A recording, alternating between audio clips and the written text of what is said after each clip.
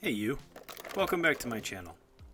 So I've been hoarding these micro Galaxy squadron vehicles for some time now, with the goal of creating some dioramas for them to live in. And finally I was inspired to create a mildly humorous scene while staring at the pile of unopened toys on my shelf. I felt like Anakin is the kind of character that might struggle to let go of his childhood bullies. So why not explore that idea and see how it might go if he came back to Tatooine to give an especially dangerous Doug, as Anakin might say, a taste of Jedi Starfighter. What do you think? Would Anakin do something like this?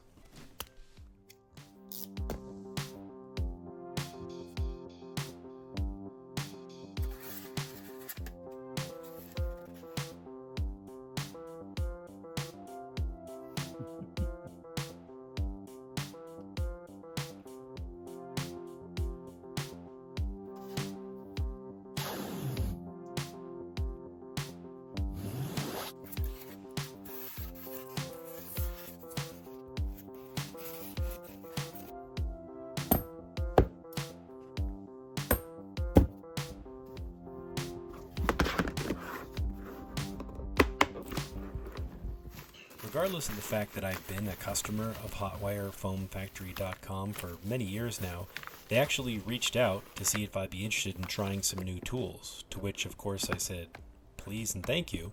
And they sent me this awesome hot wire sculpting crafters kit. And this tool right here, this hot wire sculpting tool, is absolutely perfect for the diorama that we're making here today. It's also one of the most satisfying tools I have ever used. You'll see what I mean.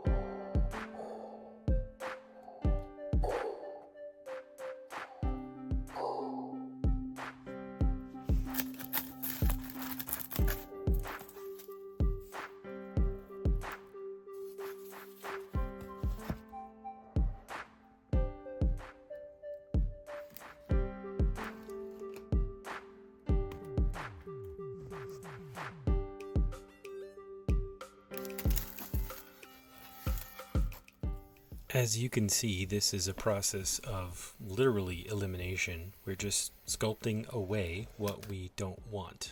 We're actually going to do an additive process too in a moment.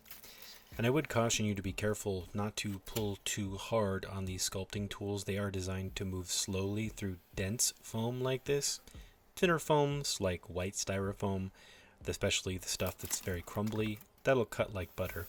But this stuff takes a little bit more patience, just so that you don't harm your tool.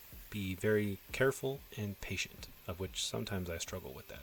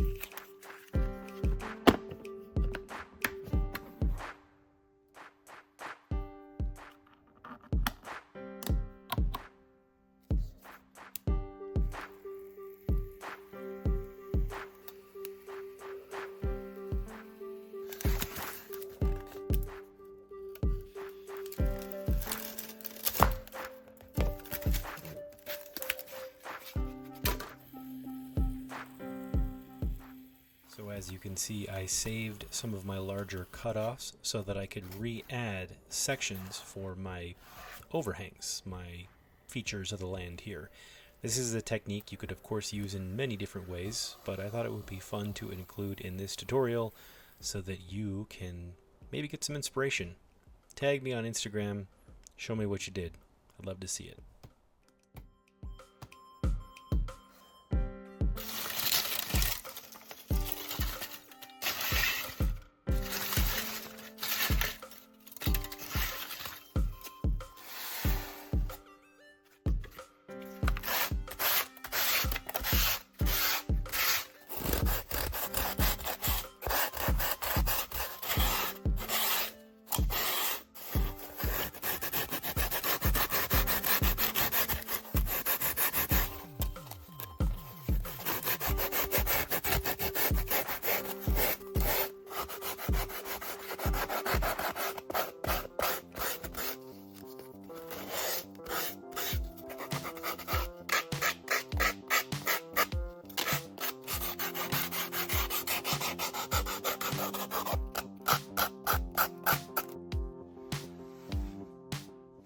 Just a fair warning, after you do the sanding process, you should keep a vacuum nearby and clean up your mess, otherwise this stuff will end up all over your clothes, all over the floor. It's statically charged, so just be aware you don't arc a spark to your hand and shock yourself.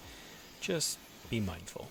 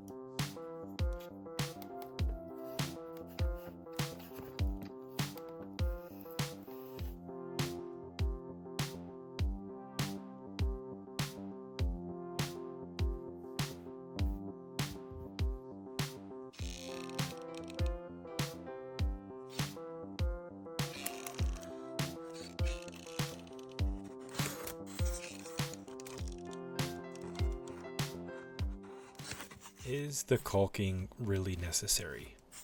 Yes. Yes, it is. Well, you could probably get away with not doing it if you're clever enough, but if you have seams that are, let's say you could fit a piece of paper in, and you're going to put a fine texture over the top or just paint, I would recommend caulk. Get used to using a wet finger or a wet brush, whether it's a chip brush or a foam sponge brush, to spread it around. And you want to make sure that you thin it out progressively as it gets farther away from the crack so that you don't create a texture from the caulking. You want it to blend nicely into your foam, because the next step is adding texture, and you want that to look as even as possible. As you can see, I am using play sand and some rocks that I had sitting around.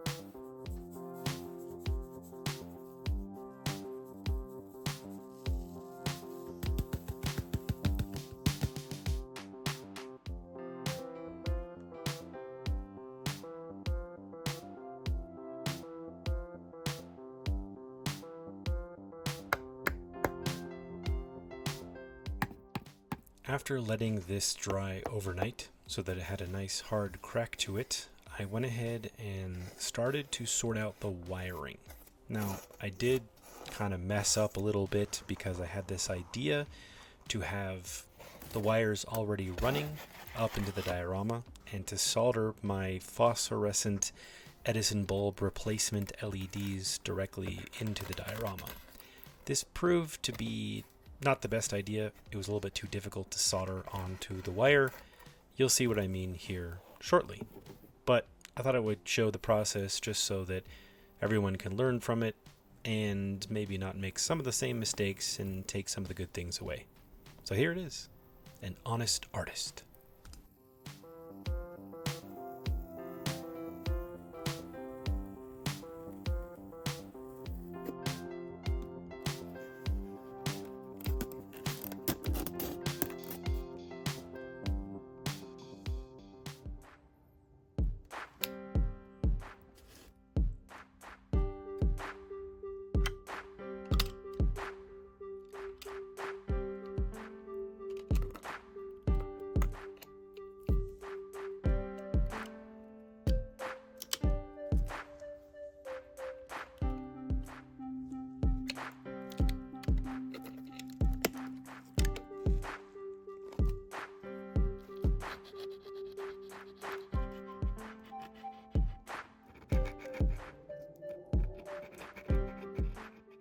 So basically, since this was my first time attempting to use these predetermined length phosphorescent LEDs, I realized it made more sense to solder the leads separately with their own positive and negative, like you see here, and then insert them into the diorama and deal with the wiring under the base afterwards.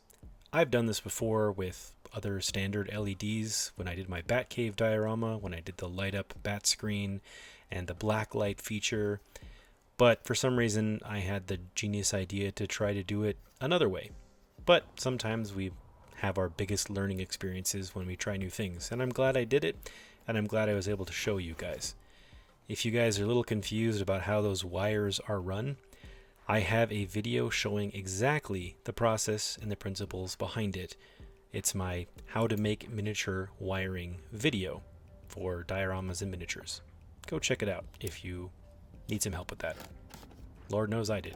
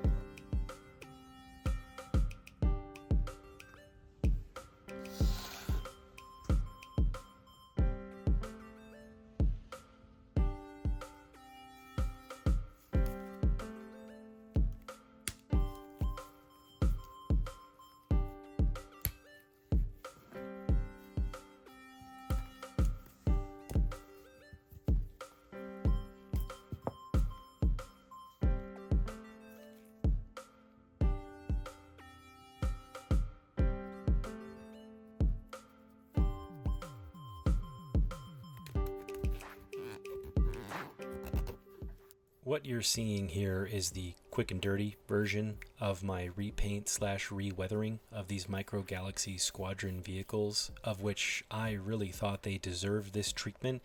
You can see very quickly how much detail is brought out and how really well sculpted and detailed these miniature models are. If you'd like to see this in more detail with full explanations, I do have that video available after this one on my channel. Check it out.